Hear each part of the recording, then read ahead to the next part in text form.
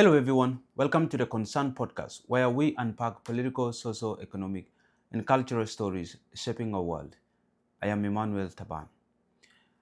Now, on Monday, a section of the Sudanese armed forces crossed over to the northern parts of South Sudan, and that happened when an exchange or a confrontation between the Sudanese armed forces happened with the rapid support forces, where the rapid support forces, after a very long time, after nearly 2 years and a half fight or conflict, took over control of the major oil field area of the Heglig, or the Panthou, if you may call it, in the South Sudan.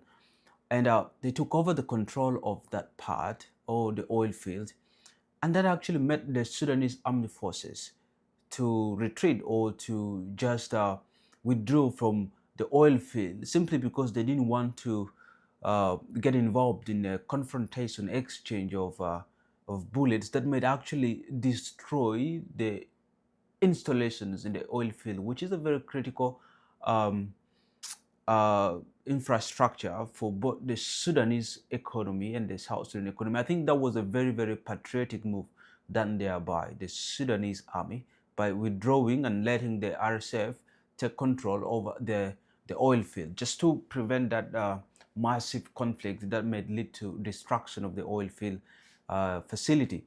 Very important one there. So in this video, I'm going to explain to you how the takeover of the Panthou or the Heglig oil field by the rapid support forces might impact on the economy of South Sudan mainly, and also maybe the economy of Sudan.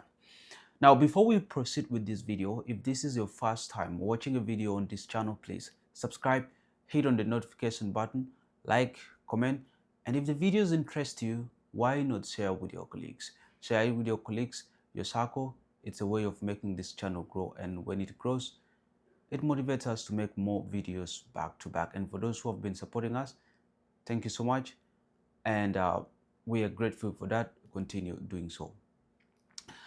And as I said that just on Monday, of course, the oil field, the most prominent oil field for the economy of South Sudan, was taken over control by the Rapid Support Forces, which is a paramilitary group operating in the Sudan, and that has been engaging the Sudanese armed forces in a kind of a civil war for over 2.5 years.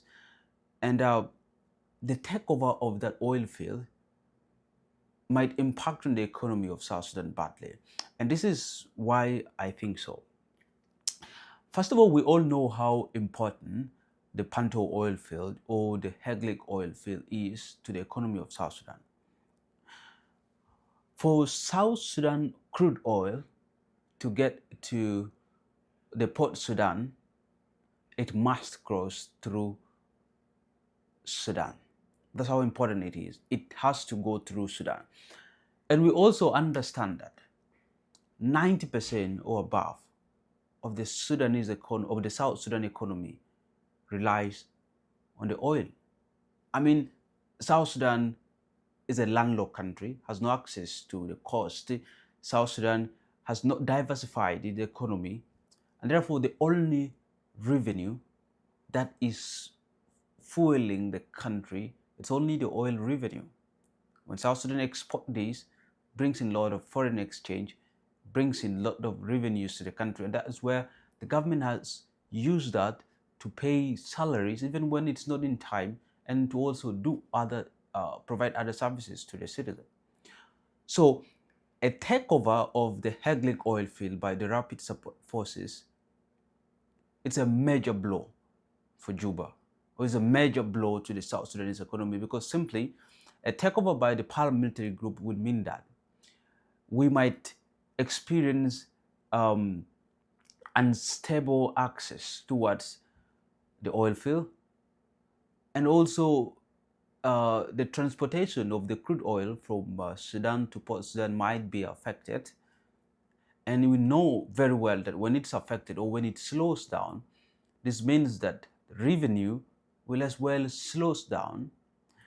And when the oil transportation slows down, we might also experience fuel shortages, not only in South Sudan, but also in the region or in the areas that this South Sudanese crude oil provides actually fuel to most of the economy. So we might experience shortage in fuel, and that might lead to fuel crisis, and prices might hike, might go high, and that will impact on the transportation in the economy.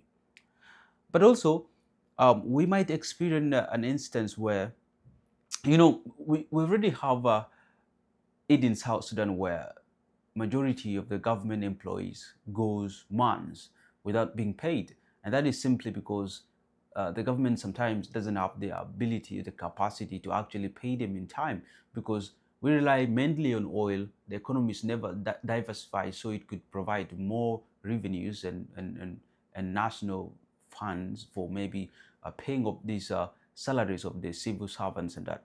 So an impact or a kind of reduction in the oil revenue affected by the takeover of Heglig or Panthou by the rapid support forces would also mean that there's going to be a delay in payment of salaries for civil servants and other government employees, which is not good, according to me.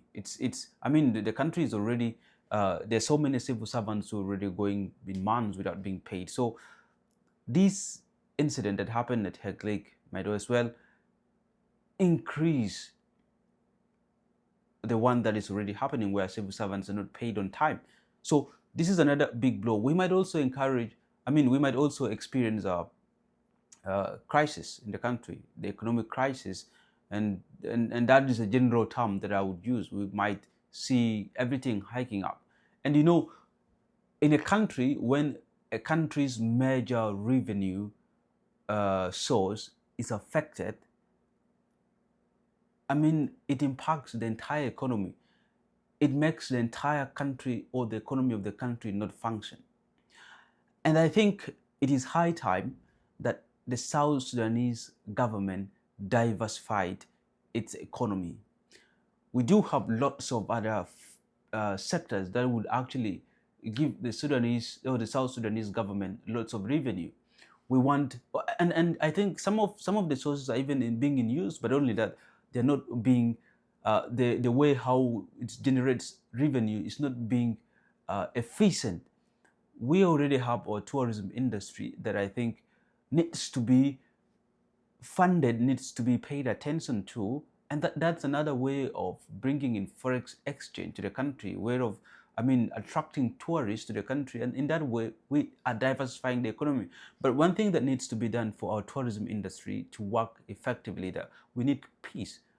That's one important thing that needs to be done. If there's no peace, of course, there's no any foreigner who would love to come to South Sudan. So for us to diversify our tourism industry, we need that peace to be established first. So we have lots of good, very attractive natural tourist attraction sites. We have mountains, we have the animals, we have very many good things in the country that just needs to be put in order, and we would see that our economy is diversified, right? And also we need to have the mining sector put in its place. South Sudan has lots of other resources apart from the crude oil. We do have gold, we have other natural resources that needs to be mined in a very effective way, and that the way how it's done should actually benefit the economy of the country. It should be used to fit the economy rather than individuals. And I feel that is the very thing that the government of South Sudan needs to realize and start doing right now, that it has to diversify the economy of the country. The country doesn't have to rely 100% or 90% on the crude oil.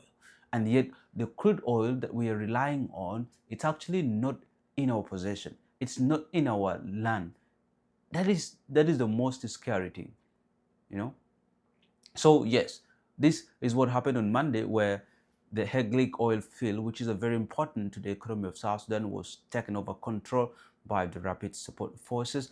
And of course, I was trying to give you how this might impact on the economy of South Sudan. So if you do have a view, if you do have a concern, if you do have an idea of how you feel that this takeover of the oil field will also affect the economy of South Sudan, or it won't affect the economy of South Sudan, write it on the comment section, and let's see how your thoughts are, or what your thoughts are about this important issue. Thank you again for watching. This is the Concerned Podcast, and I'm Emmanuel. Until next time, stay blessed.